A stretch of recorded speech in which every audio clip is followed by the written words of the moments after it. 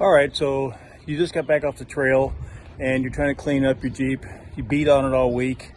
So today's Tool Time Tuesday is not necessarily one you use in the garage, but you use on your rig, whether it's show rig or trail rig like this, especially if it's a black one, you'll use it. So for mine, I got all these pinstripes all over it. You can see the pinstriped areas like right here. Well, I use this mirror glaze medium cut cleaner. Kind of doing this Tool Time Tuesday as a one take thing, so it's gonna be in the raw. But just put a little bit on one of these buff pads, and I'll leave all this in the links. But don't go crazy, because you don't want to take off clear. You don't want to do this with the buffing pad, you know, on a grinder or anything like that. This is polish this one by hand. So ideally you put it on and you wait for it to dry. And what I would do is I would do a little spot. You figure out how much you have to rub on it. Sometimes if they're really bad, you might have to do a little bit more.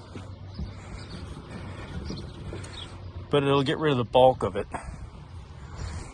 Now if it's through the clear coat, that ain't gonna happen, nor do you want it to. So if we come back here, now these doors were just repainted not too long ago under that bubble. If you got bubbles in your hinges here, the dealer will take care of that for you. But you can see all the pinstriping. Thanks Badlands Off-Road Park. Put a little bit on a pad, because I just had this painted. We went back to the Badlands Off-Road Park and, well, we got reinitiated. So we just got back from EJS. Just trying to clean it up. You get a lot of money tied up in your vehicles. No reason why you shouldn't take care of them. But for the most part, if you look real close, you can see the lines. But for the most part, it buffs off any of the top coat type scuffs. Now, if it's in the clear, well, it's not doing anything for that. So you can see that all the scratches and everything that's on the rear tub. Put some on a buffing pad, and once again, by hand, not a buffing wheel, because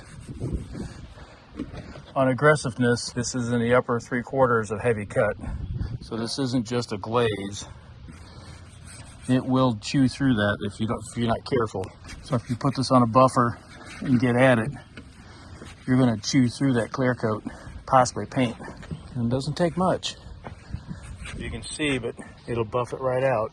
Now, if you happen to be at camp and you run into a tree, that ain't buffing out. So I'll leave a link for this in the descriptions. Check it out. This was kind of a one take Tool Time Tuesday. If you've been out beating on your vehicle, we get a lot of money tied up in these things. You don't get to buy no $1,000 beaters no more. Check this out. And if you haven't subscribed yet, please do.